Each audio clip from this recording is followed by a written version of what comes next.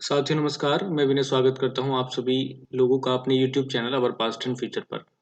और साथियों हम लोग आज डिस्कस करने वाले हैं इलाहाबाद हाई कोर्ट जो एआरओ का पेपर था उसकी हिंदी का जो सेक्शन है वो हम लोग यहाँ पे आज देखने वाले हैं।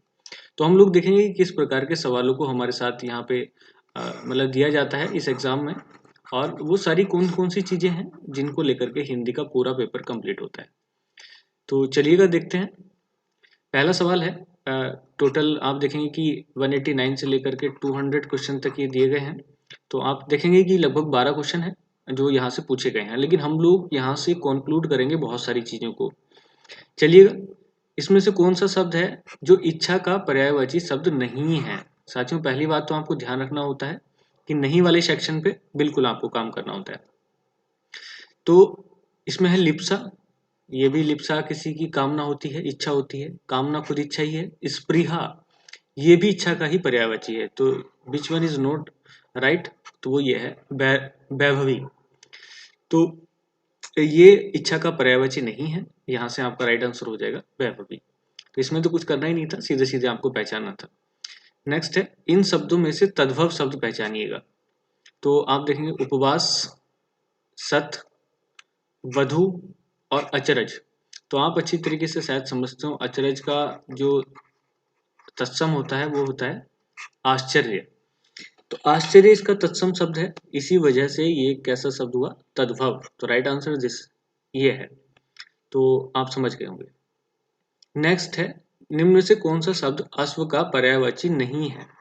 साथियों इस प्रकार के सवालों को आपको विशेष ध्यान देना होता है। तो कंफ्यूज नहीं होइएगा, पहले ये जरूर देख लें सवालों को करते हुए कि यहाँ पर पूछा गया है या ये कहा गया है कि नहीं है ऑप्शन। तो इस तरीके से आपको देखना होता है। तो अश्व मतलब घोड़ा, तो घोड़ा तो है ही इसका पर्यायवाची, घोटक भी इसका पर्यायवाची है और तुरंग भी इसका पर्यायवाची है। तो आंसर ये बचता है। लेकिन आपको ध्यान रखना है कि साथियों एक घोड़े का जो पर्यायवाची होता है वो सैंधव भी होता है। तो आप अंदाजा लगा सकते हैं, देखो कितना क्लोज आंसर है। इसका सेंध लिख दिया है जबकि राइट आंसर होता है सैंधव। तो इस वजह से ये जो अश्व का पर्यायवाची नहीं है वो आपका सेंध हो जाएगा। उम्मीद करता हूँ समझ आया होगा। नेक्स्ट सवाल, थोड़ा सा हम इसको और भी मैं बड़ा कर लेता हूँ। चलिएगा इस पे देखते हैं। नेक्स्ट है सवाल 192। रवि का मन आज पढ़ाई में नहीं लग रहा था। उसे आज चाट पकौड़े खाने का मन कर रहा था। वो अपनी माँ के पास गया और बोला, माँ आज तुम बहुत सुंदर दिख रही हो। कौन सा मुहावरा रवि के इस व्यवहार को बखूबी दर्शाता है। तो साथियों यहाँ पे 4 मुहावरे आपको दिए गए हैं। तो चारों पे ही हम लोग बात करने वाले हैं। सबसे पहला है मन मन भाए और मुंडी हिलाए। तो साथियों ये तब होता है जब मन में तो इच्छा है, इच्छा तो हमारे अंदर है, लेकिन हम फिर भी मना कर रहे हैं। तो समझ गए होंगे बात को। इच्छा होने के बावजूद भी अगर मना कर रहा है तो व्यक्ति, उसके लिए कौन सी कहावत चलती है, मन मन भाए मुंडी हिलाए। दूसरी है नाच न जाने आंगन टेढ़ा। तो साथियों आपको पता है कि नाच आता नहीं है, मतलब अपने अंदर गुण नहीं है, और हम दोष किसको दे रहे हैं, आंगन को। तो अपनी कमियों के लिए आसपास की चीजों को दोष देना, ये होता है नाच न जाने आंगन टेढ़ा। अपना उल्लू सीधा करना, आप ये अच्छी तरीके से समझ गए होंगे। अपनी जो इच्छा है उसको पूरा कराने के लिए किसी के किसी की चापलूसी करना, किसी की प्रशंसा करना, ये सब होता है इसका मतलब। नो ना नो मन तेल होगा ना राधा नाचेगी। तो किसी काम को करने के लिए कुछ ऐसी शर्त रख देना जो पॉसिबल ही ना हो, यानी कि कुल मिलाकर के एक बहाना ही होता है ना करने का। तो आपको समझ गए होंगे। तो इसमें राइट आंसर जो आपको दिख रहा है, तो ये कोशिश कर रहा है अपनी माता को ललचाने की, इस वजह से राइट आंसर हो जाएगा अपना उल्लू सीधा करना, इस लाइन का मतलब। चलिएगा नेक्स्ट सवाल देखते हैं। निम्न में से कौन से तत्सम शब्द पहचानना है। तो साथियों हम लोग कोशिश करेंगे कि यहीं पे हम तत्सम शब्दों को ऐड भी कर दें। तो पहला तो आपको दिख ही रहा है, अज्ञानी है, ये अपने आप में खुद तत्सम है अगर आप लोग परिचित हैं तो। साथियों ये मैं आपको लिए होमवर्क देने वाला हूँ। तो आप आद्रक का जो तत्सम शब्द है वो आप नीचे कमेंट बॉक्स में लिख करके बताएं। बाकी मैं बता रहा हूँ, किवाड़। तो किवाड़ का क्या होता है, कपाट। तो कपाट किवाड़ का तत्सम शब्द है। और गांव का क्या होता है, ग्राम।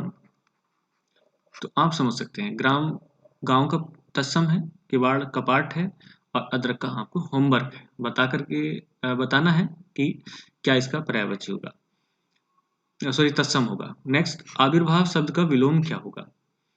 वैसे तो आप विलोम तो सीधे ही याद कर लें, आविर्भाव का विलोम होता है तिरोभाव। तो यहाँ पे तो सीधा सीधा है, इसका तो कुछ नहीं किया जा सकता, आप लोग समझ सकते हैं। नेक्स्ट, 25 वर्ष पूरे करने के उपलक्ष्य में होने वाला उत्सव क्या कहलाता है? तो 25 वर्ष में जो पूरा हो जाता है उसको बोलते हैं हम रजत जयंती, 25 साल। स्वर्ण जयंती आप लोग मनाते हैं 50 साल पूरे होने पे। कांस्य और वीर जयंती, साथियों बहुत सारी जयंतियां हैं लेकिन आपको सारी याद नहीं करनी है। इसके अलावा आपको जो याद करनी है वो डायमंड जुबली, या डायमंड की जगह आप लोग इसको एक हीरक जयंती भी बोल सकते हैं। साथियों ये जो ऊपर वाली हैं 50 के ऊपर वो फिक्स नहीं होती, जैसे हीरक जयंती ज्यादातर जगह 60 साल पे भी मना दी जाती है और कुछ जगह 70 साल पे भी मनाई जा सकती है, मनाई जाती हैं बल्कि। तो लेकिन फिर भी 60 साल आपको ध्यान रखना है। हीरक जयंती 60, रजत 25 और स्वर्ण जयंती 50, इस तरीके से। चलिएगा कुछ और सवाल हैं जो साइड में दिए हुए हैं। एक क्रम है जो आपको लगाना है वाक्यों का, आप देख सकते हैं।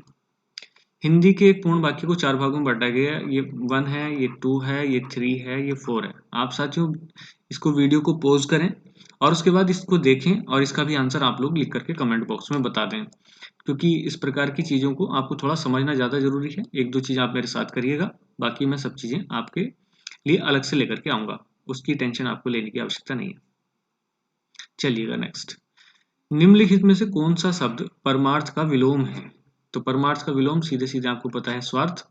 एक ऐसा भाव रखना जो अपने हित के लिए हो, दूसरों के हित के लिए ना हो, उसे हम स्वार्थ कहते हैं। नेक्स्ट, कौन सा शब्द ज्वाला का पर्यायवाची है? तो आग आप अच्छी तरीके से जानते हैं पर्यायवाची है, अग्नि भी पर्यायवाची है, और अनल ये पर्यायवाची है आग का ही। एक शब्द और मिलता जुलता होता है, काफी एग्जाम में आता है तो इसलिए मैं यहीं पे बता रहा हूँ, अनिल, और ये पर्यायवाची है वायु का। तो आग और अनिल, मतलब अनल और अनिल, ये दोनों आपको ध्यान रखने हैं। और ये जो अगला चौथा ऑप्शन दे रखा है कानन, ये पर्यायवाची होता है वन का, वन मतलब जंगल। तो आप समझ सकते हैं ये सारी चीजें यहीं का है। नेक्स्ट, ये भी आप लोग देखें, सेम वैसे ही है जैसे अभी पिछला सवाल था, तो आप लोग इसको देख सकते हैं। कुछ लोगों की सोच तो साधारण होती है मगर उनका मुंह हमेशा चलता रहता है, मतलब उतनी चीज होती नहीं है जितना वो दिखाते हैं। तो मन मन भाए मुंडी हिलाए, साथियों अभी आया था पीछे, आप लोग देख सकते हैं। सवाल नंबर ये 199 है और इससे पहले 193 से पहले यानी कि 192 सवाल, अभी आप 192 क्वेश्चन और देख सकते हैं, उसमें सेम यही बात आई थी। नाच न जाने आंगन टेढ़ा, तो ये भी सेम मुहावरा वही था। जितनी लंबी चादर उतने लंबे पैर, तो आप समझ सकते हैं कि जितनी हमारी क्षमताएं होती हैं उतना ही हम लोग काम करें, तो ये उस चीज के लिए होता है। अधजल गगरी छलकत जाए, चीज पूरी है नहीं और छलक रहा है, तो इससे पता चलता है कि व्यक्ति जितनी उसकी औकात नहीं है उससे ज्यादा उसका मुंह चल रहा है, तो यही है इसका राइट आंसर। तो यहाँ से आप लोग देख सकते हैं कि ये सारी चीजें स्पेशल है। नेक्स्ट और उससे अगला सवाल 200, इन सवालों में तत्सम शब्द की पहचान करिए। तो आप देख सकते हैं कि इसमें बहुत सारी चीजें नॉर्मल हैं, जैसे वधु, ये अपने आप में तत्सम है। घर, इसका क्या होता है, गृह है। सूत, इसका तो होता है सूत्र या धागा, और दूध, इसका होता है दुग्ध। तो कुल मिलाकर के आप समझ सकते हैं कि ये सारे सवाल और इन सवालों से बनने वाले जो अन्य सवाल हैं उनको हम लोग कंप्लीट कर चुके हैं। और बस आप लोग क्या करिएगा कि इन सवालों को हमारे साथ देखते रहिएगा, और अलग अलग एग्जाम्स के मैं पेपर सेट लेकर के आऊँगा, तो आप लोग इन चीज़ों को हमारे साथ करते रहिएगा और अपनी तैयारी को स्मार्ट बनाते रहिएगा। और अगले वाली वीडियो के साथ मैं फिर आपको मिलूंगा, तब तक के लिए जय हिंद।